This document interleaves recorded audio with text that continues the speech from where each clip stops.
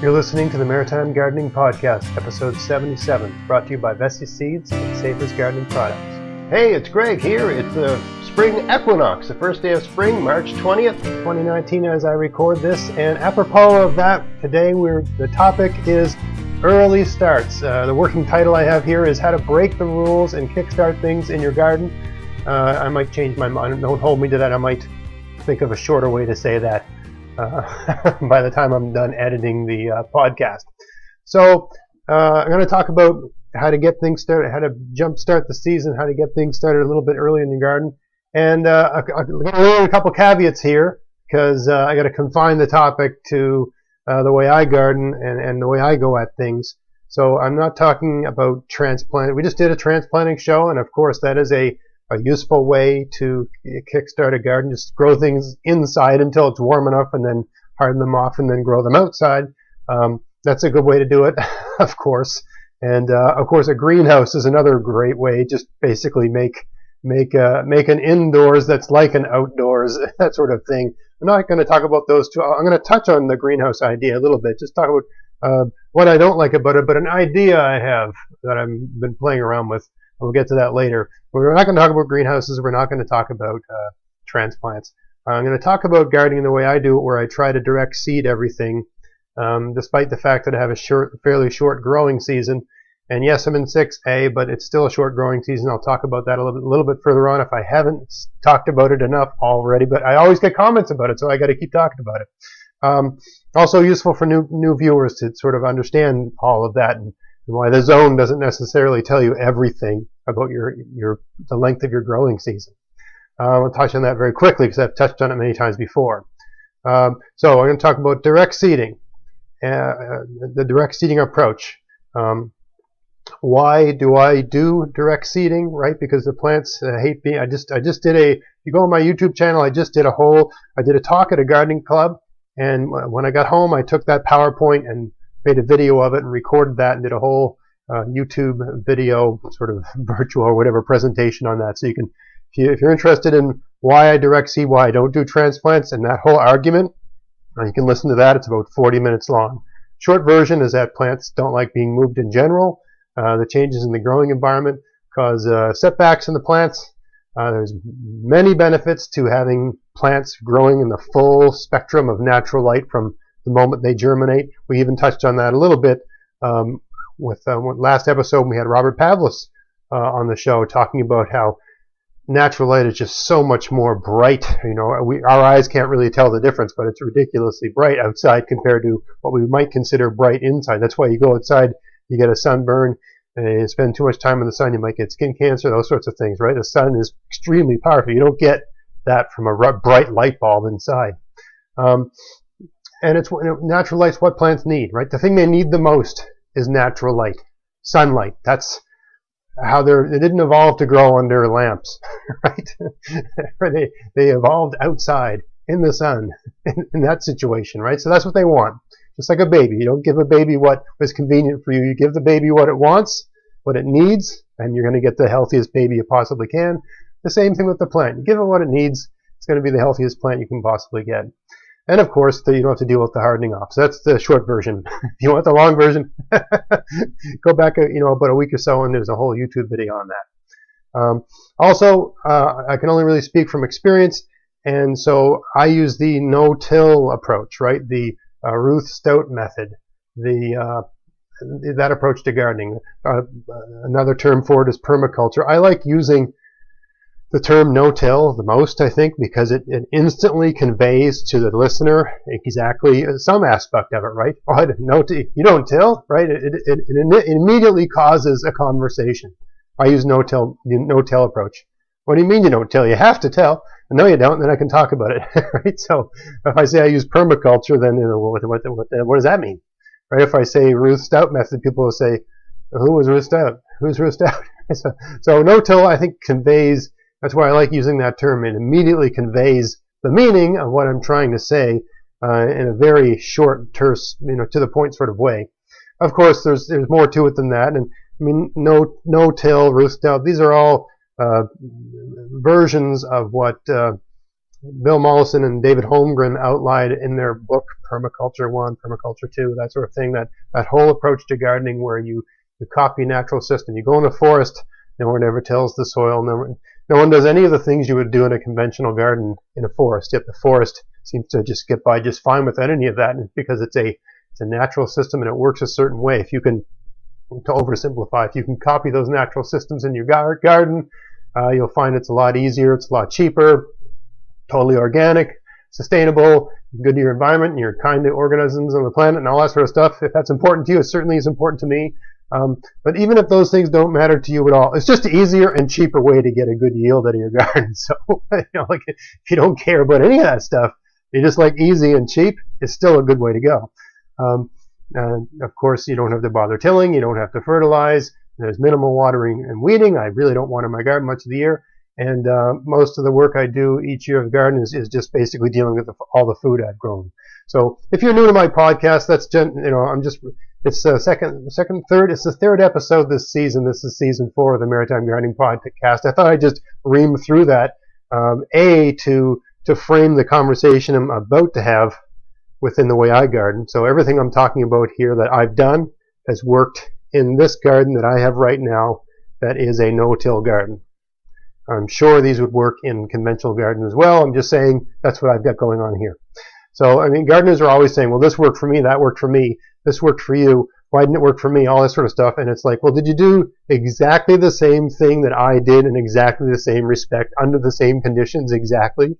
Because if you're not doing the same thing I'm doing, or if I'm not doing the same thing you're doing, then it's very difficult for me to say why something did or didn't work for you, right?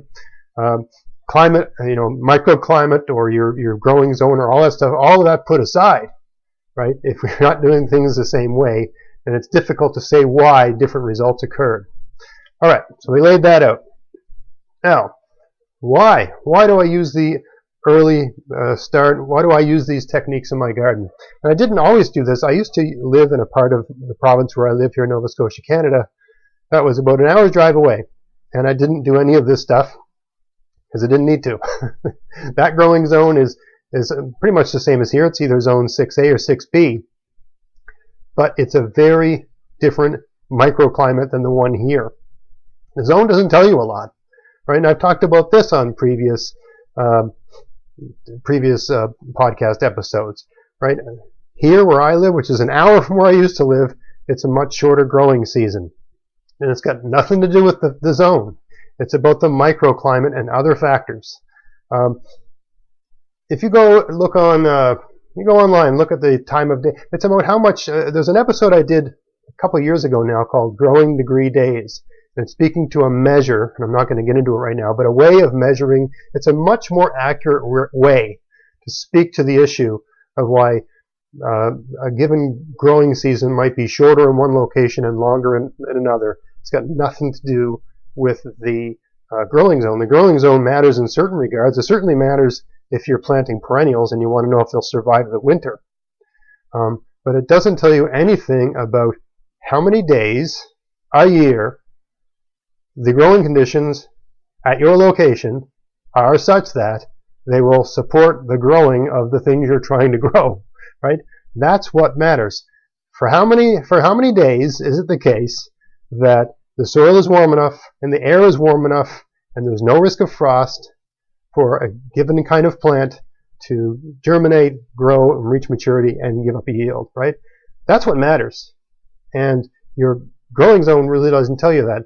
A really good example is a contrast between where my mom lives in Edmonton, which is like zone 3B or 4A, just different measures of what it is, and where I am here in zone 6A, right? So you'd think, wow, I must have a way longer growing season than them. But if you look at the length of day right now, the length of day in Edmonton is about the same as it is here. I'm always surprised. My mother always gets tomatoes about a month earlier from me. And it's not like she's doing anything special, right? She goes to Walmart, buys a tomato transplant, sticks it in a bucket, right? So about as simplistic a way of getting a tomato to grow as possible. And I've tried every trick in the book, and I tend to not get my tomatoes until very late August or even September sometimes. And And what's the difference between where she lives? Right now, the length of day is about the same, as about 12 hours of daylight in Edmonton. There's about 12 hours of daylight here. In about a month, there'll be 30 more minutes of sunlight per day. And by the height of the summer solstice, there'll be 17 hours of daylight there in Edmonton, and there'll be 15 and a half here. So it's a pretty stark contrast and much longer day. So nowhere near what they've got going on there, right? They have these incredibly long days, and they actually even get hotter during the day. And of course, a major difference, despite the length of day, which isn't the whole story in that location, they don't have fog and rain all the time, because it's almost a desert, right? It's not a desert, but it's like a desert in a lot of ways. They don't get all this fog and overcast and rain and stuff like that like we do here. So they get more bright, shiny, sunny days than we do. We get a lot of foggy, overcast days, and we have a lot of days where it's eventually sunny, but it's overcast until about noon. So I don't get, even though I'm further south, right, it doesn't get anywhere near as cold in the winter here. Geez, it can get to like minus 35 Celsius there, or more, I think. But they have a totally different kind of summer than we have here, and a totally different kind of growing season than we do. So I have a short growing, all of that to say, I have a short growing season. People are, and the reason I did a whole preamble, Zone 6A, oh, I'd love to live in Zone 6A. Well, yeah, if you were in like New Jersey or something, I think it'd be a different situation, right? But it's just because it's Zone 6A here doesn't mean we have these super hot summers, right? It's different here. Let's just put it that way. It's a microclimate, and all these things matter. Your microclimate matters. You could have a really beneficial one or one that's not so good. So I use all these early start techniques to deal with the fact that I've got not an ideal growing season, right? I got a lot of days where I don't get as much sunlight as I'd like to get. So I have to make the most of the sunlight I've got. So I got to cheat. Another reason to have an early start, even if you have the greatest, situation in the world, you can increase your yield, right? If you can get your season started before the season actually starts, you can get a better yield. You might be able to get 2 crops of greens out of the same patch of earth, or if you've got a plant that's, like an indeterminate tomato type thing, you can get it bearing fruit earlier, and it'll just keep bearing fruit, or certain kinds of beans, pole beans, right? They'll keep bearing fruit until the frost hits. So if you can begin that before, a week early, 2 weeks early, a month early, etc., you're going to get a better yield. That's another reason to have an early start, or try to strive for an early start.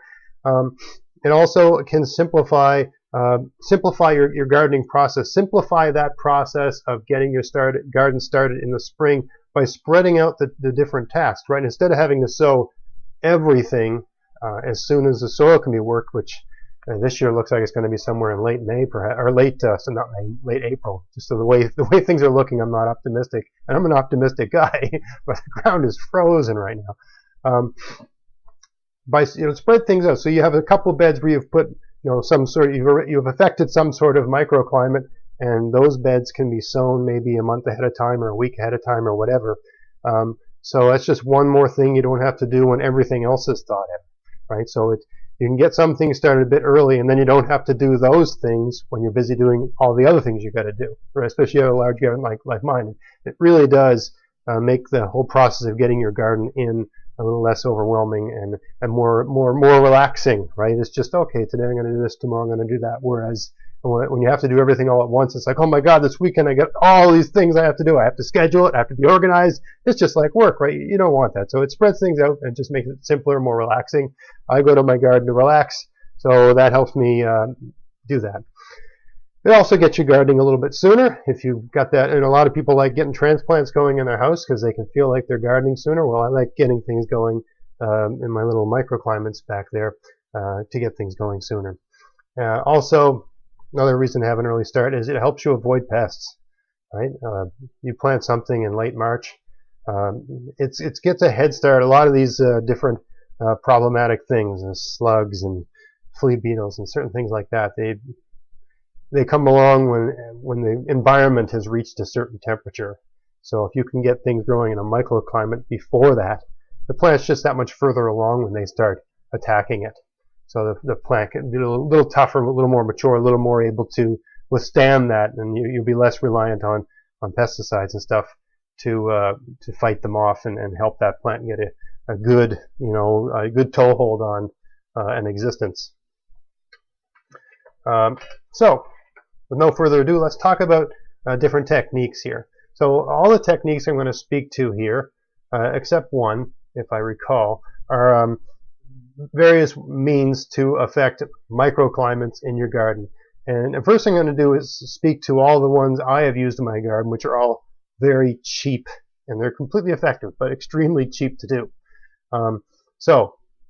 Hoop houses. I've got videos on that. If you've been following my videos, it's just it looks like a cylinder that's been cut in half lengthwise. There's various ways to build them, many different forms of construction. I like making a wooden rectangle and then bending a piece of concrete wire remesh. It's like a 4x8 mesh, coat hanger wire mesh sheet. And bend that around it, stretch some plastic over it, basically makes a little dome. You can put those on, leave them on there all winter if you want, to try to minimize how much the gardens freeze up. That'll help them thaw out a bit sooner. I had mine on all winter this year, and just to give it, that should have kept my soil, with the mulch and all that other stuff, that should have kept my soil in my gardens, the ones where I had hoop houses, from freezing at all. But they froze anyway. Because if they don't have sunlight, and it's just been an unbelievably dreary, overcast winter, if you don't have sunlight and it's below freezing, everything freezes, right? If you got a hoop house and you got sun, then the sun keeps it warm. If there's no sun, there ain't nothing keeping it warm. So everything in there will just freeze because it's just no warmer or colder than outside of it. I mean, the dome might hold a little bit of the heat from the compost action of your mulch and stuff in the garden, but there's only so much that can do. It's a pretty thin layer. And I'm sure there's more sophisticated where you can add extra layers and double it up, and there's all kinds of different things you can do, but then it gets that much more elaborate and you have to spend more money and your garden becomes more outrageous, the whole operation. So the hoop house is a really good one. The problem with the kind I use is that they're not easy to store. I mean, I've got a lot of property, so I just sort of fire them in the woods. But there's other types of models that come apart, and you put them together and take them apart, which I would do if I was gardening in a more suburban environment or an urban environment and space was an issue. I would use the ones that come apart. But I don't have to do that here, so why would I put myself through that when I can just fire them in the woods? Another really simple thing to use is the things I really like using these in the garden. It's the plastic square. It's just you make a wooden rectangle out of cheap wood, and you stretch a piece of plastic. I like to use 6mm poly. It's a kind of heavy plastic you can get at a hardware store. You just stretch that across. It almost looks like a window. You're making a window, right? And you make this like half the size of all my garden beds are roughly 8x4. So you just make each one of those 4x4, right? They're actually not quite that big, but they'll fit in the box sort of thing.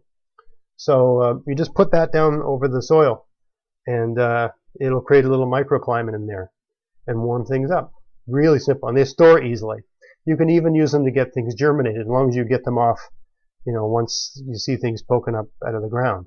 But they will work for that. And there's even ways to impart a bit of a dome shape onto that. I mean, I've done videos recently on just you piling up mulch in the center to make a little, point. But there's, even if you put a little bucket under the center, you could dome it up a little bit, and that would allow maybe an extra week of transplants growing underneath it. So there's certain things you can do to make the most of those. A really, really cheap, simple, easy way to affect a microclimate in the garden.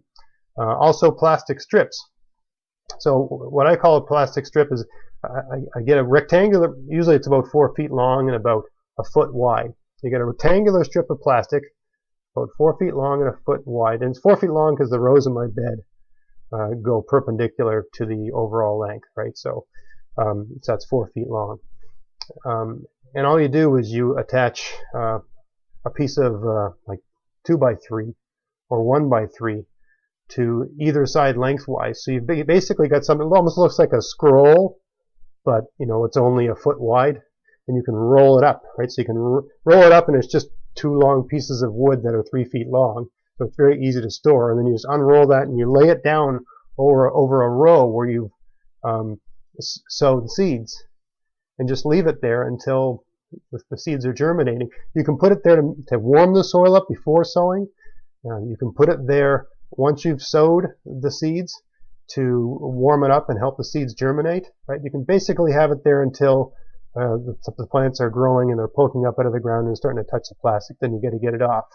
Right? But that's a really cheap, simple, easy way to break the rules, and you can get things going a lot earlier just by using those. Right? Really simple. And just another trick, really simple, even simpler still, is just a piece of plastic. And that's how I got my beans going last year.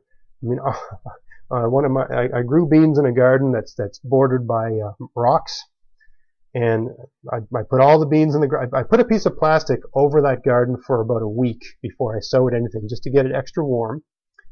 And then I put the beans in the ground. This would have been like the middle of May, so really too early to plant beans. Maybe it was a little bit later than that. Anyway, too early to plant beans generally here, at least in my experience. They often rot if you plant them in the middle of May. I've certainly had it happen. And this year was a really bad year. I mean, we had this past year, 2018, we had late frosts that killed a lot of things. Once I put those things down, I just put plastic over the thing and weighted it down with a few rocks, and just let so it wouldn't blow away, and just left it there until the plants germinated, and then that's all I did. Any night where there was a risk of frost, I just put the plastic back on. But there's some that rolls up to it looks like a post, the way you roll up a piece of Bristol board. So again, it gets really small, easy to pack away. You have to be careful how you secure it, or it can blow away. To go back to that previous example, the plastic strip, that 1x4 type thing with two pieces of wood on the other side. The reason I only make it, you might say to me, why don't you make it longer? Why don't you make it, or wider, for instance? Why don't you make it 2 feet wide or 3 feet wide? Because it's got a piece of wood on either end, like a scroll. If it's too wide, the wind can get underneath it and blow it. The first time I made these, I made them 4 feet wide. I just had a 4x4 piece of plastic with a 4 foot long piece of wood on either side. I could roll it up. Very easy to put away.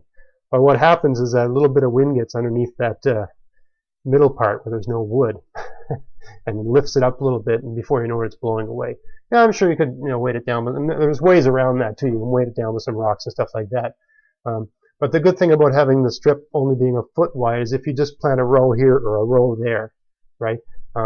It's really handy. Or if you're starting one thing early, or it's just very flexible, very modular. There's lots of different ways you can use it. It's a very versatile type thing. And these are all things I currently do in my garden. I don't just do anything one way in particular. I like to have lots of different tricks up my sleeve.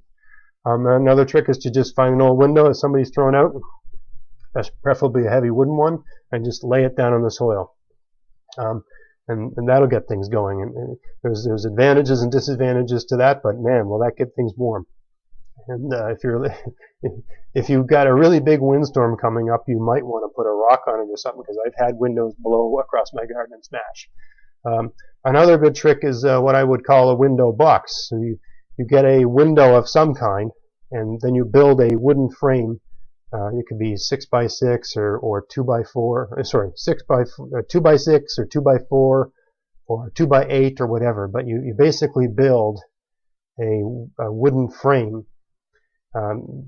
The dimension of the lumber you use just makes it higher off the ground, right? 6 inches is going to be 6 inches high. 2x8 is going to make it 8 inches high. So the wider the dimension of the lumber you're going to use, whether it's 6 inches or 4 inches, 6 inches, or 8 inches or more, just means you can leave it on that much longer before the plant has outgrown it, right? Of course, the bigger it is, the more that lumber costs, and the more storage room it takes up, and all that, and the heavier it is to move around. I would say 2x6 or 2x8 is really all you need. Anyway, you just get an old window and you make a frame that fits that window, and you screw it into the frame. Or you can make a frame like that, exactly the way I just described. And I did a video, if you look, I think last fall or over a year ago, where I showed how I made one with an old screen window. But even if you just made that box, I think mine are about 3 feet by 3 feet, give or take, right? Even if you just made that box, you could staple plastic on that, and it would basically be like a little tiny mobile cold frame, right?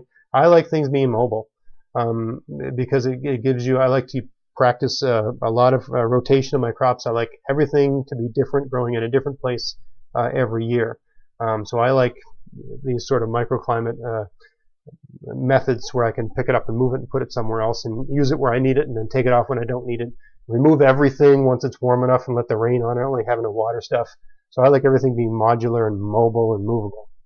And finally, there's the cold frame, which I left for last because I like it the least.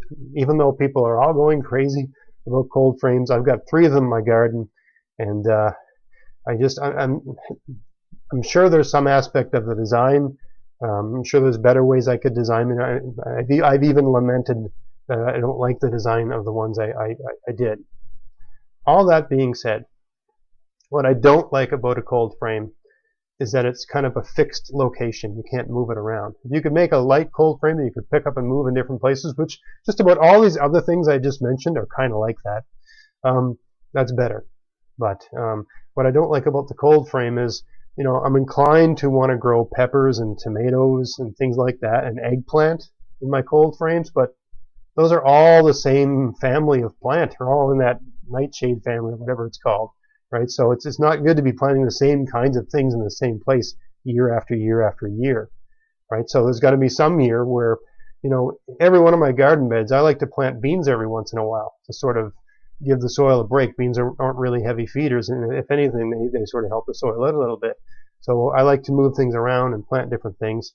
What a waste of a cold frame growing beans in it, but I'm going to do it in one of my gardens this year, actually, one of my cold frames, just to give it a break from being a tomato and green pepper, right?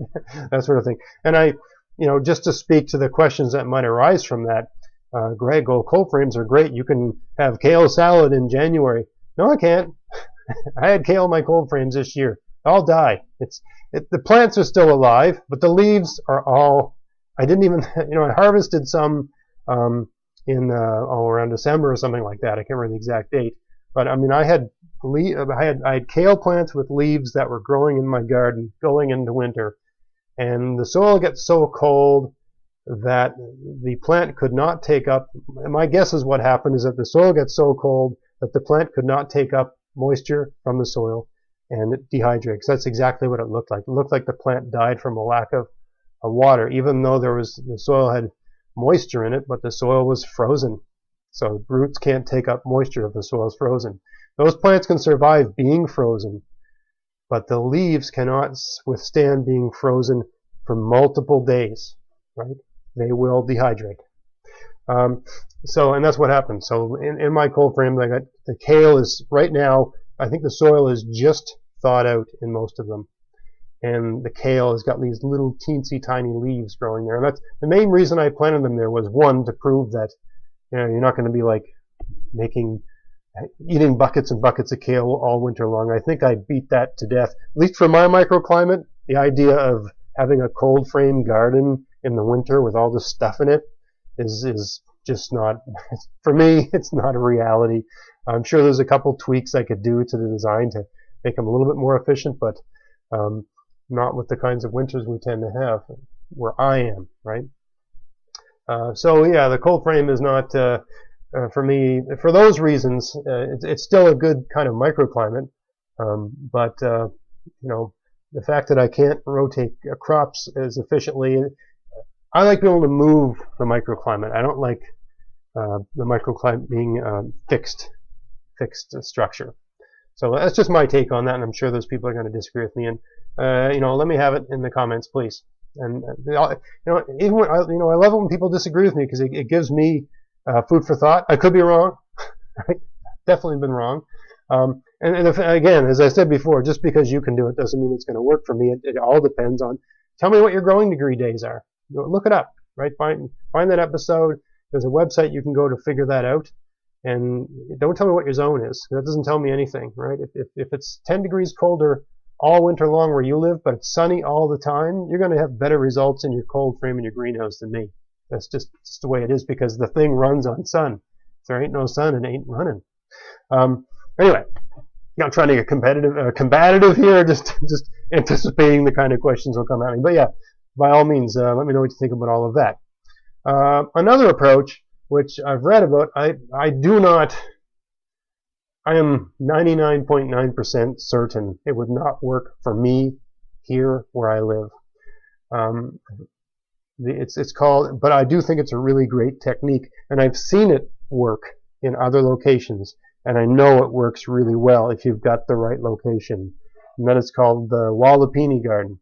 So if you, you can just Google it and look it up, but I mean, to provide a very simple definition or a description of what a Wallapini garden is, imagine a basement that's been dug out of the ground and a glass roof has been placed over that basement. So it's a subterranean garden. It's a garden that's below grade, that the roof is transparent in some way. And there's various kinds of designs, right? You can build it into the side of a hill. There's all kinds of stuff you can do, right?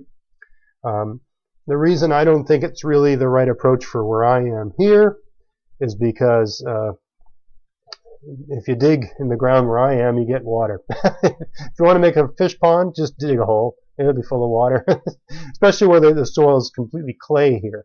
It just gathers water. I mean, I got a goldfish pond in the backyard, and all I did to make the pond was dig. That's pretty much. And anywhere in my garden, when I dig, if you watch some of those videos where I make hugelkultur beds and I dig down about 1.5 feet, there's water. And to make a Wallapini bed, usually you're going down like 4 feet, 5 feet, right?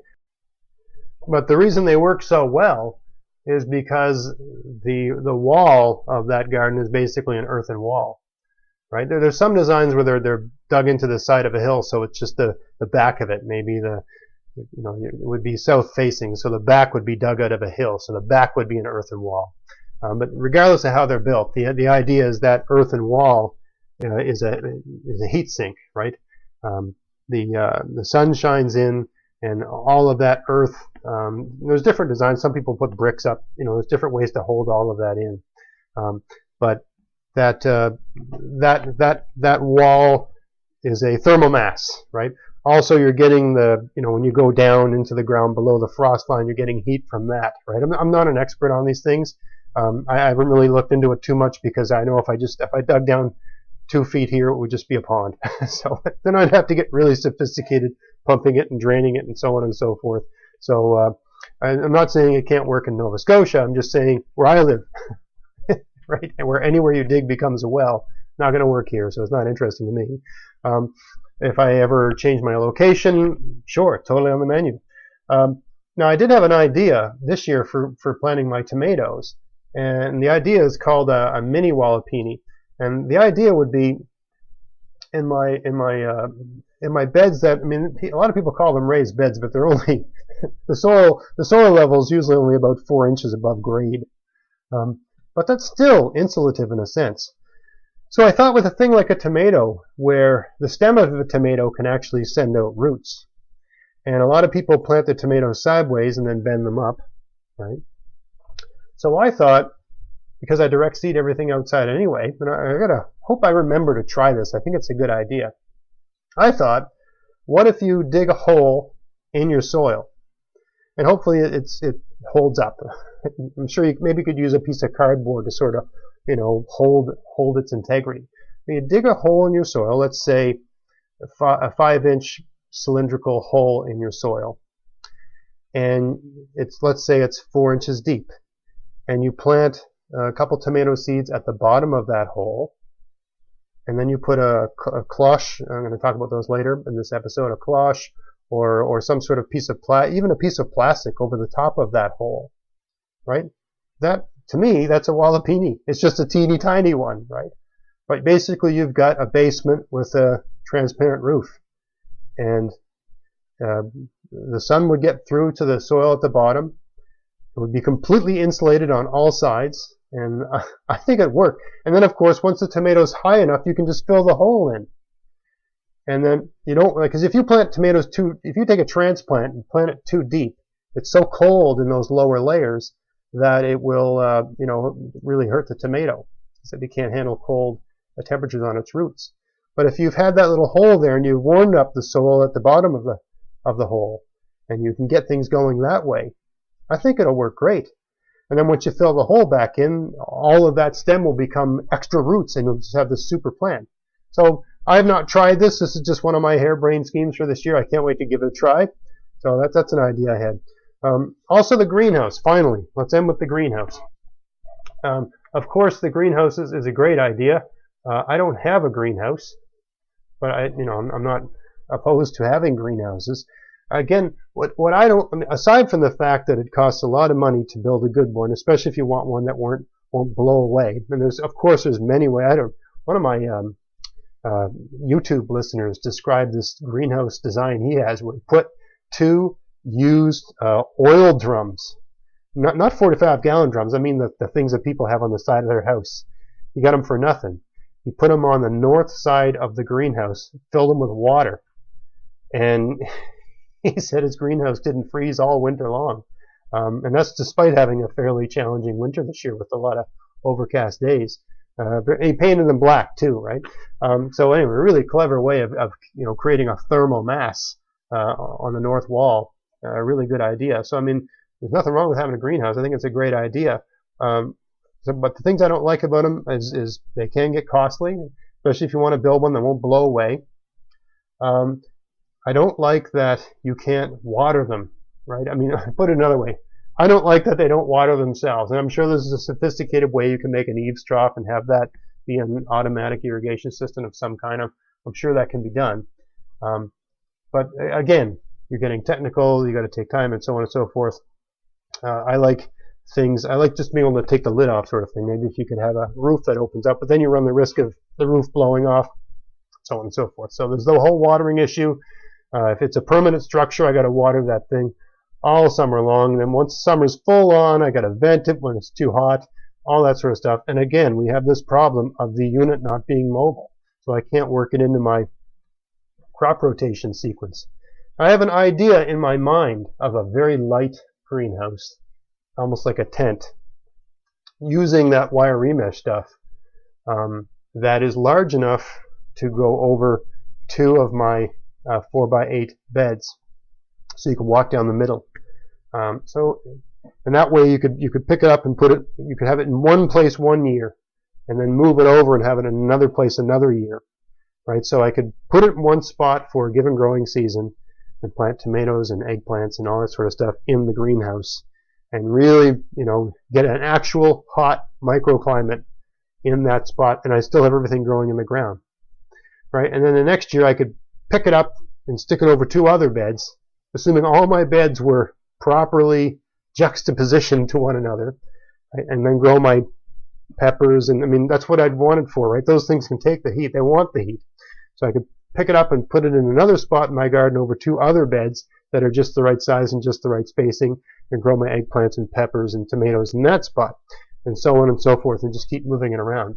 So I have not done this, but when I lie in bed and I'm trying to get to sleep, I tend to run through in my head how I would put these sorts of things together. So I'm working on it, and maybe this will be the year I pull that one off. My concern is that I haven't done the measurements. My concern is that the beds in my garden aren't positioned properly for that to work. So I might have to do a major repositioning exercise in the fall this year, 2019, so that in the subsequent year I can make something like that work in my garden. Anyway, that's about it. That's where I am with that. I hope that was useful for you. All these different ways of getting things started a little bit early, and I'm sure there's others. I forgot about the cloche. So I just did a short video showing what I mean when I say cloche. C-L-O-C-H-E. It's just a little, I think the name comes from a kind of hat women used to wear in France or something like that. It's like a bell shaped. It looks like a bell.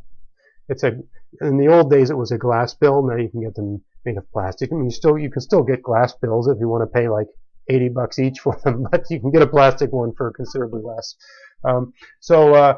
It's just I'm looking at one right now. I got it on my desk, and I would say it's about an 8-inch diameter at the base, and it's a dome shaped, and it's got a little vent at the top that you can open and close, and you just put that over the ground where you're going to sow your seeds. I think it's ideal for something like a tomato or squash.